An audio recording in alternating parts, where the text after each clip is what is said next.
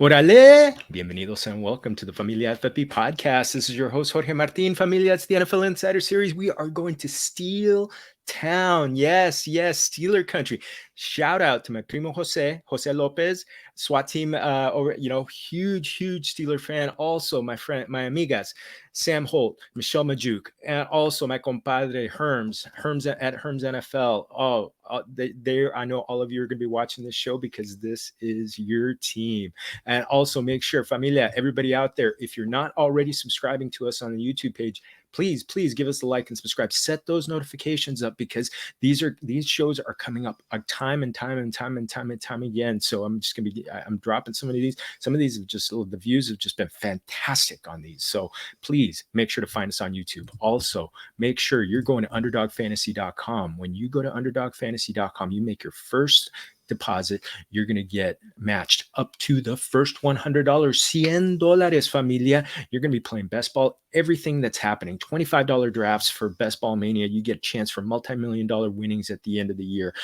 Familia, you get that. You got puppies, you got Dalmatians, anything to do with the dog, they've got a draft for you. You could also be doing MLB drafts right now because we're still in the heart. All-Star game may be coming up. But pennant races are coming. Lots and lots of drafting to be happening. And Familia, when I do this series, it's like I'm catching up with old friends. And this is definitely someone I've really enjoyed getting to know the past couple of years. When it comes to the Steelers, he was the first person I asked, the first person who said yes, and I'm just like, you know what? I need to go nowhere else because you know what? He has really brought so much great information to us. Our Familia, this is Noah Strackbein. I'm telling you, he's at allsteelers.com, Sports Illustrated, part of the Fan Nation. Also, check out that All Steelers Talk YouTube page. Once you hit subscribe on mine, go to subscribe on that one if you're not already there. But honestly, if you're following the Steelers, you're following this guy. Let's give a big welcome and a bienvenido, amigo Noah Strackbein. Thank you for joining us. Muchas gracias. Thank you. This is always my favorite. Like I said before we jumped on here, that whenever I get that message, I'm always like, here it is. It's football season officially. This is my pleasure, man. I always enjoy this. No, it's awesome. Well, you know what? I really wanted to have you on to kind of help, give us a little bit of a look. Obviously, everything that we've seen has been in shorts, no pads or anything like coming on, no real defenses that are coming on. But the big question mark going into the season, I think it's one of the big question marks across the fantasy industry, is Kenny Pickett ready to take that leap, that year 2 leap? Showed some glimpses there at the end. Obviously, it was a tough time to be playing. They're going up against a lot of AFC North competition. Weather's becoming an issue, especially that Christmas Eve game. But when it comes to this season, it's always the big season for quarterbacks. Year 2, what can we expect from him? I think you could expect some, pretty good growth, some pretty significant growth. I think we have to see what training camp holds, what the regular season holds. A lot of everybody around him, including Matt Canada, which I think is the biggest question mark in Pittsburgh outside of the quarterback position, what these guys are going to bring to the table. But you look at the team. He's got a second-year George Pickens, who looks to be very, very good. Diontae Johnson is the most open wide receiver in football. Pat Freirmuth it added Darnell Washington, Allen Robinson. He'll get Calvin Austin back, Najee Harris, and Jaylen Warren. The weapons around him have set him up for success. And that's the biggest thing here is you could talk about a quarterback, what Kenny Pickett and his traits, but what Kenny Pickett was drafted for is because he's a winner. He could play in the fourth quarter. There is no moment too big for him. And he's got all the tools. He's got an arm. He's got the accuracy. He's athletic enough to escape the pocket when needed. He makes throws on the run. He could do it all. It's all about putting it together. And I think the weapons, they're there. If the offense is fluid, if Matt Canada could, take a step up, I think there's never been more pressure on an offensive coordinator in Pittsburgh ever than there is this year on Matt Canada. And if he could put an offense together that's successful, I mean, Kenny Pickett's the easiest beneficiary of this team in 2023. And if you're willing to take a shot, I mean, he's worth it because he showed last year, hey, I could win. I could do these things with no training camp, barely any practice with these guys, thrown in at halftime of a game. And then my second game was against the Buffalo Bills, who were red hot. I mean, it wasn't the best situation for him. Now he's got a full off season. The growth has got to be there. Yeah, I think, He's a guy that I've been in underdog drafts, Mhm. in underdog. He's been one of the guys that I've been targeting late because I love Diontae Johnson this year. Yeah. I also remember one of the things that he didn't get used a lot in the running game last year. Does it look like they might have more designed runs or just give him a little bit more freedom to run this year? It was obviously a part of his game when he was in college, but is that going to be part of his game this year? To be totally honest, I still expect Kenny Pickett to run the football. Obviously, in today's NFL, I think the quarterback has to run to be successful. But they're actually working on him staying in the pocket more than Mhm. leaving the pocket. They're working with those helmet cameras, which I don't believe work, and he doesn't really think works as well. But they're trying to work on techniques to actually keep him in the pocket, make him more of a pocket passer. He's obviously not like he's I compare him to Joe Burrow. He's a guy that if the play is not dead, he does not want it to die. He's not a guy that wants to throw the football away. He will escape the pocket if the pocket's crumbling. So you're going to see his legs get moved. But if the Steelers have it their way, he's going to be more of a pocket passer, which I think actually works out because, like I said, the weapons around him, if you could utilize those to your advantage and not put so much pressure on yourself, it'll open the field up for times where you want to actually run. Well, you know what? Let's talk about a couple of those weapons. Diontae Johnson. People have talked so much about the fact that he didn't have that he didn't have no touchdowns last year, but also one of the most targeted receivers in the NFL last year. Yep. George Pickens. If he didn't have a highlight play once a week, and you actually alerted me to him early on last year, talking about some of the incredible ability that he has. Was not a big target earner. Um, they're both kind of going in the same range when it comes to fantasy this year. What could we be expecting from them with Pickett taking another step forward? I think huge year, to be totally honest with you. Like I expect Diontae Johnson to really take it's not even a step forward, but he needed last year or Kenny needed last year to adjust to Diontae because that's who Diontae Johnson is. He is, I mean, statistically, he's the most open wide receiver in football, but he's not open all the time. Like it's with his route combination and how quick he is off of cuts, he's only open for like a second, 2 seconds. And if that timing isn't there, he's not open anymore. Kenny needed pretty much all season to hit a point where they're in rhythm, where they were together. And I think this year you have a whole offseason work together. You have all of preseason, all of training camp. By week one, you two should be as comfortable with each other and those breaks as you could possibly get. So I expect Diontae Johnson to take a step forward. And on top of that, this is the first year Diontae Johnson's had like a real offense around him. If that offensive line works, if Kenny Pickett is in good shape, and if the running game works, this is the first time in his career where he's not working with pretty much nothing around him outside of Ben Roethlisberger, who was in the last 2 years of his career. So you got to expect more from Diontae Johnson. George Pickens, I mean, everybody's talking right now about, oh, George Pickens is going to be the breakout star. George Pickens is going to be the next superstar. I believe it until it's proven otherwise. That's how I would look at it. Last year, he did everything that he showed us in OTAs and mini camp and training camp, that this dude is just electric. There is no catch radius for George Pickens. It is, I mean, I talked to Frisman Jackson the other day, and what he told me was if George Pickens is in 1-on-1 coverage, that is a catch. In his eyes, that is a 100% guaranteed catch. Now they're working on adding slant routes because he wants to be able to catch the ball and take it 60, in the words of Jackson. And I think that's a real possibility because that's what you saw sometimes at Georgia. And I think if, he has the speed, he has the athleticism, if he could get those route running combinations down and he could really take that next gear and that next step, I mean, he's going to be scary. He's got all the makings. When Minkah Fitzpatrick compliments a rookie wide receiver and says he's never seen body control, he's never seen anybody like this, and then he does it all. I mean, expectations for year two have to be insane. And I fully anticipate George Pickens being a superstar by the end of the year. Yeah, Minka last he's seen a few things. So Yeah, one or two. One or two. Now, you mentioned Calvin Austin, but is but I want to get into Calvin Austin in a second. But is Pat Freirmuth really going to be? Could he be the third target in this offense?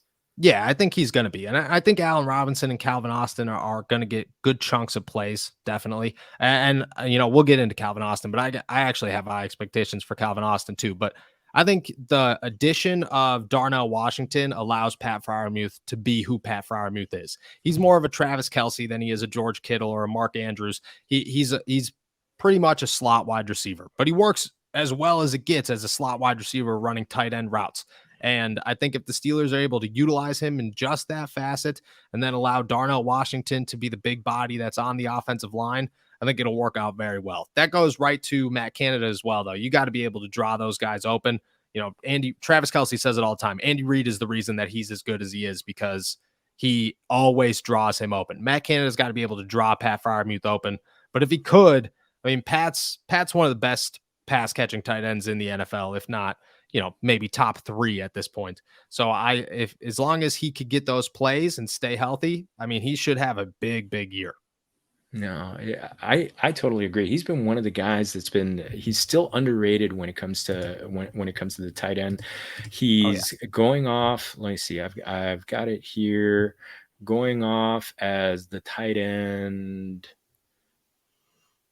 10 about 10 11 rounds into the about 10 11 rounds into the draft. And I get the tight end 10, but yeah, getting him at that point in drafts is I love that value. I love that value this year. If he's there and he's and stays healthy, he's got concussion issues, but if he could stay healthy, I mean, to get him in the 10th round, 11th round as tight end 10, steal in my book. Yeah, he's especially for people who are taking the elite quarterbacks early, and and I think people they're bypassing the tight ends, and I think it's a good strategy to do that. And Freiermuth has been one of my big targets this year.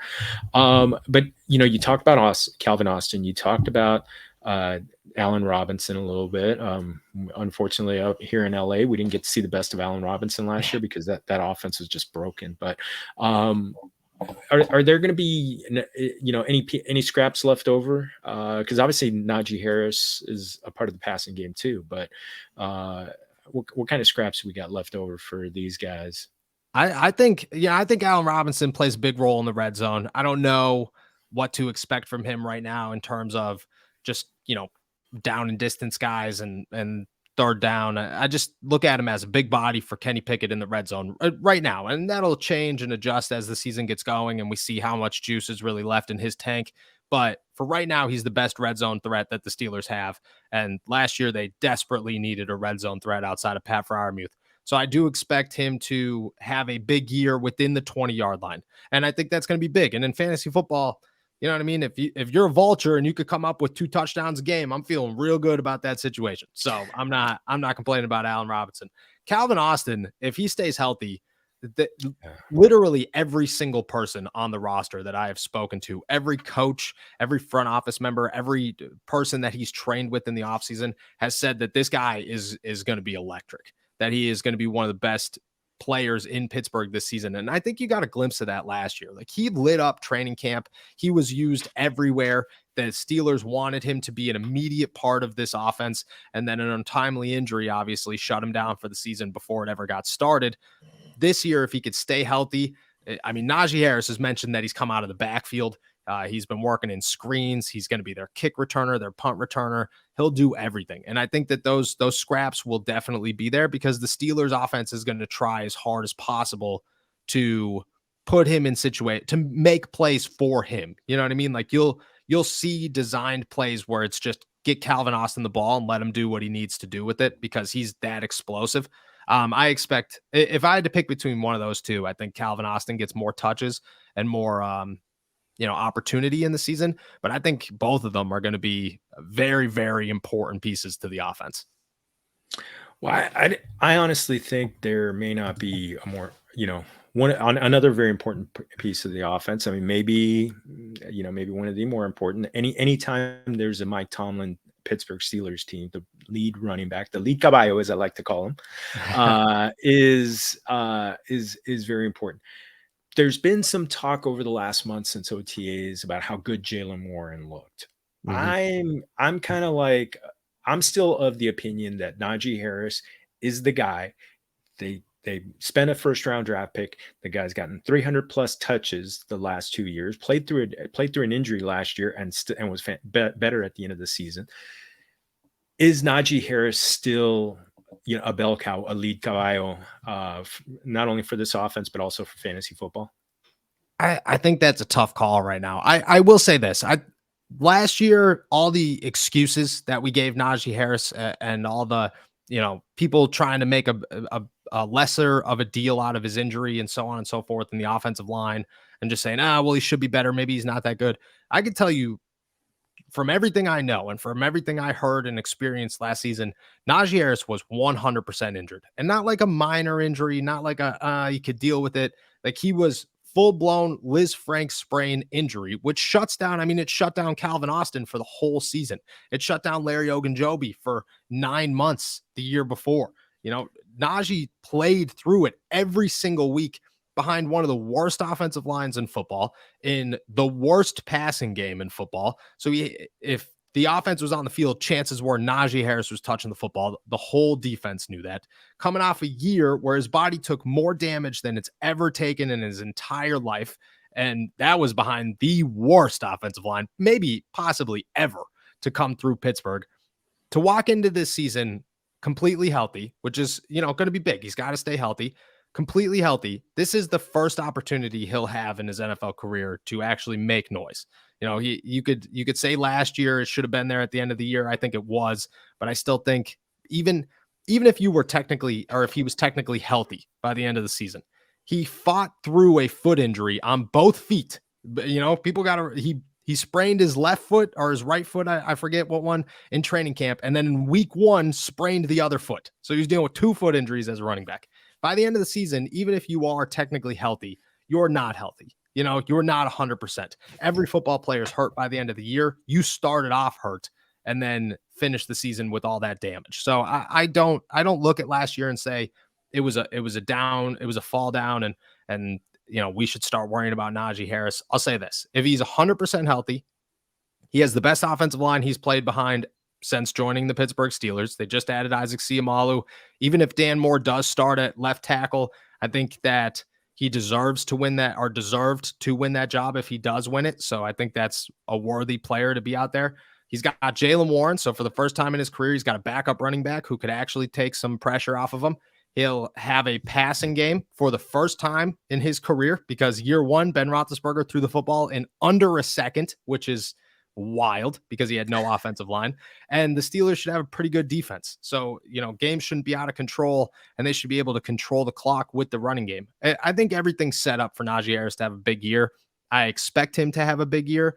And I get the worry from last season, but if you just put it all on paper, it really, really looks like Najee has had the worst run in the NFL, because he came into the worst situation possible. And, for the first time, he's going to have a real shot to kind of like eliminate that narrative.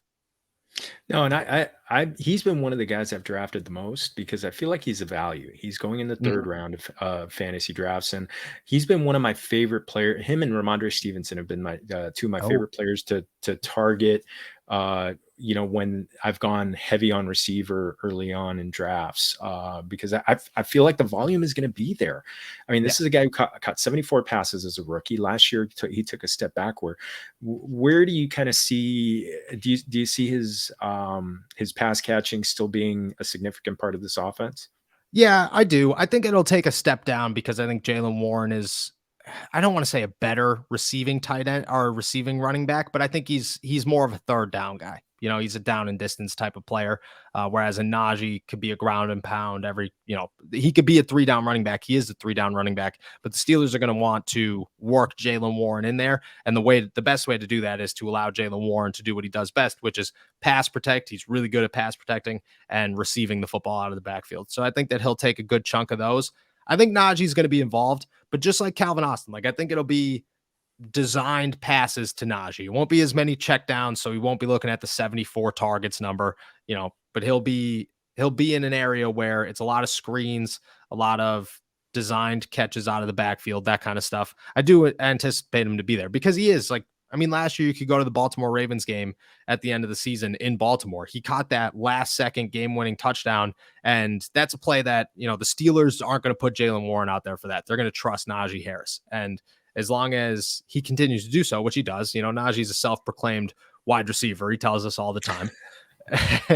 as long as he continues to play like that, which he will, they're not going to take him out completely, but I would expect that number to be more like it was in 2022 than it was in 2021. Yeah, it's self-proclaimed wide receiver. Well, hopefully for his bank book, they pay him like a wide receiver. Yeah, hopefully.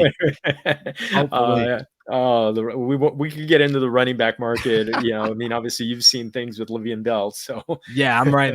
Pittsburgh is the heart and soul of the running back market controversy, I would say, and we're gonna have yeah. another one next season. So I'm always in for a running back value talk, I guess. Oh man, well I think we've gone through pretty much the offense. Even I mean, talking about Austin and Robinson as some sleepers. You touched on the offensive line right there, which has been such a hot button topic for the last couple of years. And you talked about the changes, and also the addition of Darnell Washington, who has called himself many times a sixth offensive lineman. Yep. How much is this group really just going to be the foundation of where this team goes in 2023? I think it's every building block possible. The Steelers succeed as this offensive line succeeds. It's what's held them back in every single way, shape, and form the last 2 years. Ben Roethlisberger's final season, it should have been way better. And you look at that, they made the playoffs, they squeezed by, they had all these comeback wins. It was all because of a 38-year-old Ben Roethlisberger who should not have had to do what he did. It was all because of Najee Harris coming up with 4-yard runs after getting hit in the backfield, every single play. It was hands down the worst offensive line I've seen covering football. And I think those guys would admit it. I think everybody on that offensive line would admit how bad they were. Last season, you took, I want to say it was a significant jump forward, but it's still, you were definitely, if you're the Pittsburgh Steelers offensive line, you valued yourself as the bottom half of the NFL, which is not where you want to be. You come this year, you got Chuks Okorafor, who is a proven starter on the right side. Feel good about him. James Daniels, who might be their best offensive lineman right now after acquiring him last season, and he's got a full year in the system. Mason Cole, who it might be their starting offensive lineman, but if he's your worst starting five, that you got to feel pretty good about that one. And then you just picked up a 30-year-old veteran in Isaac Seumalo, who just played in the Super Bowl behind the best rushing offense in football. And you just drafted a franchise left tackle in Broderick Jones with the 14th overall pick. It is hands down night and day different from where it was 2 years ago. And you get that vibe too, like being in the locker room, talking to these guys, watching practice, seeing the energy. There's no concern about the offensive line anymore. At this point, it's about finding the best 5 players you could put out there and putting them out there. But when it comes to, do we have to change the offense? Matt Canada complained for 2 years about how quickly you had to get rid of the football and how bad how hard it is to work around this offensive line. There is none of that talk this year. It's just, this is our offense. This is our offensive line. It looks good. And I think it changes everything. It changes everything. It makes Kenny Pickett's life a hell of a lot easier. It makes Najee Harris's life a ton easier, the easiest it's ever been. Jaylen Warren comes into a good system. All these wide receivers are going to have actual time to get open. And, that changes so many things. So I think if the Steelers are going to succeed in 2023, it probably all relies on, or most of it relies on Kenny Pickett and Matt Canada, but none of it starts without that offensive line. And right now they look really good. Like really, it feels really good in Pittsburgh to finally say they have an offensive line. Yeah, I mean, because I think that's, I mean, that's almost like a part of their brand. I mean, you need Yes. those badasses up, those big dogs out in front, just kind of, paving, road grading. And, when they've been at their best, it's been a great offensive line. So hopefully, well, the other part that's really, even going back to the 70s and the Steel Curtain days, it's a rock solid defense. Yep. And one of the big narratives around the NFL draft was Joey Porter Jr. coming to play for the Steelers. So you're smiling. Obviously, it's a story that I'm sure that I know you had fun telling. How does this defense has been kind of in the middle of the road? TJ Watt's battled injuries, but for all intents, does it look like he's healthy? And how does this defense shape up first against the pass and then against the run? So TJ right now looks healthy. He talked recently on Ben Roethlisberger's podcast, actually, that last year really frustrated him, but it kind of put in perspective like how fragile this game is. And you saw that. You saw how much he wanted to get back, how hard he worked to do so. So right now he looks good. If he stays healthy, the Steelers defense is, if they were here last year, they're here immediately with TJ Watt. That's just how that works. Joey Porter Jr. looks good. He's already making an impact. I think the fact that the Steelers went out and got Patrick Peterson, and that was a good addition for right now, but really it was a phenomenal addition for later. It allows Joey Porter Jr. to learn from not only Levi Wallace, who's got a great story of his own, but Patrick Peterson, who's a Hall of Famer, the best corner of his generation, arguably. Like he's the guy that you want, and he's so open to it. He loves teaching Joey Porter Jr. He talks constantly about how he wants him to be the next star of Pittsburgh. And I think that that's, going to work dividends and make a huge impact in the long-term success of that kid. I think that the team as a whole looks good. The inside linebacker is still a little iffy, but we have to see what they got out of Cole Holcomb, who they signed from the Washington Commanders, and then Landon Roberts, who they signed from the Miami Dolphins. Completely changed up their inside linebacker room with those two and a couple of depth guys. Got to see how those two rock in the middle, because inside linebacker was a huge hole for the Steelers last season. But besides that, they bulked up their defensive line. They got Larry Ogunjobi back. They added Keanu Benton in the second round, who's going to start at nose tackle, but also add depth everywhere else. Cam Hayward continues to define Father Time. Brand new cornerback room. The safety room, Diontae KZ will replace Terrell Edmonds, and then they grabbed the biggest, scariest human being I've seen on a football field in Keanu Neal, who, I mean, I don't know, like he looks scary on pictures, and then you see him in person and he's got the flat top, and you know what I mean? Like he's a ginormous safety, and you're like, that guy, he would murder somebody. And if he was given the opportunity on a football field, it's scary. So it just looks, everything as a whole looks really, really good. Alex Highsmith's going to take another step forward. He's coming off a 14 sack season. I mean, that defense, it's just as well-rounded as it's been in a couple of years. And Cole Holcomb, who's young and coming off a really good season before a foot injury last year, if he could work out and be like that star 3-down linebacker, I think the Steelers don't really have like a glaring hole, and that's going to work out really, really well for both sides of the football. How about on the against the run? They were number 9 in total rushing yards allowed. Are they still going to look like pretty solid unit up there? I think they're going to look better, to be honest, because Landon Roberts is a run stuffer. Mark Robinson's a run stuffer. He's entering his second year. I get he's a late round pick, but I expect him to take a jump forward. Keanu Benton's going to clog up the middle, because last year they didn't even have, like, Montravius Adams started at nose tackle, but he's more of a defensive tackle, and he's only a pass rusher. Like, he's got almost no run stuffing capabilities. Keanu Benton will step in there and be a run stuffer. Larry Ogunjobi returns, and he'll have a full offseason. Last year, he dealt with a foot injury, so he didn't get to train during the offseason and practiced like 3 times during the year because of a toe injury. So you got to expect him to be better. They went out and got Braden Fehoko, an LA Charger, former LA Charger. They got Armon Watts out of Chicago. So they loaded it up, and they made sure that, it all starts with the run game. You ask anybody in Pittsburgh for the last million years, and you say, what's the defense's key to success? They will all start out with cornerback, safety, doesn't matter. They will say, well, it starts with stopping the run. If we could stop the run and make them one-dimensional, we'll be fine. And that was their game plan. And I think it's gonna work. They got the pieces, and if everything works, this puzzle is gonna look pretty good. You just kind of sparked a memory, something I wasn't expecting to ask about, but you talked about the running game last year, right before Christmas. Franco Harris passed away. Yep. Can you just describe what it was like, both in that stadium and kind of like someone as beloved as that player, as that human being? What was that like that week in that game? It was different. It was definitely sad. The city just, it was Christmas week, and it just didn't have that joy, the craziest part is, like, you talk to Franco never hid from anybody. He always wanted to talk to you.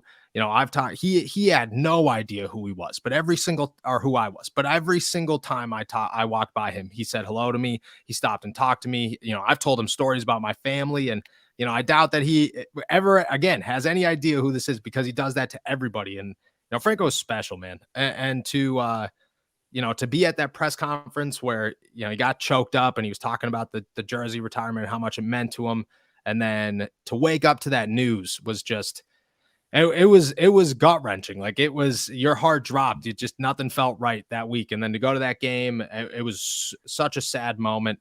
Art Rooney talking to him about it, and you could just tell, man, like, it was different. Like, it should have been such a joyous day and like give everybody a reason to go. And instead, like, I think people went, and I talked to some fans actually, because it was below freezing. It was a terrible game to be at. And I talked to people and they said, well, I wouldn't be here if I wasn't here to honor Franco. And I was like, that's awesome. So he meant everything to the city. That week was, like I said, it was down, but it was, at the same time, like, I hope that he got to see, like how much everybody really cared, because they did. And it all came out that week for sure.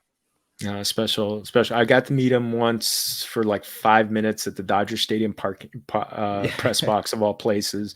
He's in there. I'm like, oh my God, Franco Harris. I'm like, Franco Harris is here. I'm just like, I wanted to call the whole press box and be like, Franco Harris is here. Yeah. So chatted with him for a few minutes. He smiled. I'm like, I know this, baseball stadium is not, but he just was just as much a gentleman as I could possibly want. And having watched him play as a kid, it was great to see that. So definitely RIP Franco. Celebrate everybody celebrate your heroes while they're here, please. Yes. Let's close up on a fun, as we've talked about. Any new Mexican food discoveries for you? To be honest, I've been getting real into like going to a Mexican restaurant and ordering wings, because they always make wings differently. Right. And I've been like, I discovered it at one place and it was like, they came out, it was like spicy garlic or something. And I was like, oh, okay. And they were the best wings I might have ever had. So I was like, now everywhere I go, I'm always looking for wings. That was my big discovery. But to be totally honest, I think I've eaten Mexican food like once a week. There's 2 of them down the street from me where we just moved last year, and every week for the last year, I think I'm at one of the 2 for something. Even if it's just wings, I'm stopping it. Love it. So I'm going to give you an underrated secret for Mexican restaurants. Go there on St. Patrick's Day. Oh, okay. Because they always still, that you're still going to get a green beer, but it's not going to be full at all. And you could still have one of the greatest St. Patrick's Days I've ever had was at a Mexican restaurant with some friends in Northern California. And we took over the place, and it was just like 5 of us, and we just had the best time. So that's awesome. I might have to try that. I might have to. There's, like I said, there's 2 down the street. Parade goes right by. I'm just watching while I'm eating a burrito or something. Exactly. Take your green hat, wear your shamrock, everything like that. My wife being Irish, we've done that. We've done that in the past, and it's all, blending the cultures. It's always a great time. Nice. Oh man, and this is always a great time. Noah, please pump anything you got coming up with training camp still a few weeks away. Yeah, so we'll have full coverage at allsteelers.com. Obviously, we'll be going live from out there pretty much every single day of the week, Monday through or Tuesday through Sunday, because that's the days the practices are. So you can find all that stuff at All Steelers Talk on YouTube. But yeah, besides that, just check it out. And when this thing drops, I hope everybody pushes it as well, because this is, like I said, the most fun I have every summer talking about football. Gracias, mi amigo. Gracias. Muchas gracias. Oh, thank you. And familia, muchas gracias to you for joining us. Also, make sure, if you haven't already done so, go to follow us on Familia FFB on YouTube. Also, All Steelers Talk on YouTube. Hey, you're going to keep getting great stuff. We're almost halfway through the NFL Insider Series. Got a bunch set up this week to record. Just going to keep pumping them out to you. Also, make sure you keep pumping. If you're going to underdogfantasy.com, use that promo code Familia23, Familia23, if you want to do it in Spanish. Going to get matched up to the first $100 best ball season. You're going to draft all the way. This is really when a lot of people get into it. So enjoy it. Get into those underdog streets. And lastly, make sure you're following our invitado. If you can find me at Jorge Martin 17 on Twitter. Everywhere else, it's Familia FFB, FamiliaFFB.com. make sure you go there. We're going to have some write-ups coming up here. You might see me popping up on some other sites, so you'll see that. And lastly, if you want to listen to this on audio, hey, we got you covered there too. Apple, Google, Spotify, wherever you get your podcasts. Muchas gracias to Spotify for podcasters for putting us out there. Thank you. Muchas gracias for joining us, everybody. Muchas gracias to Noah one more time. And remember, todos somos familia. Salud.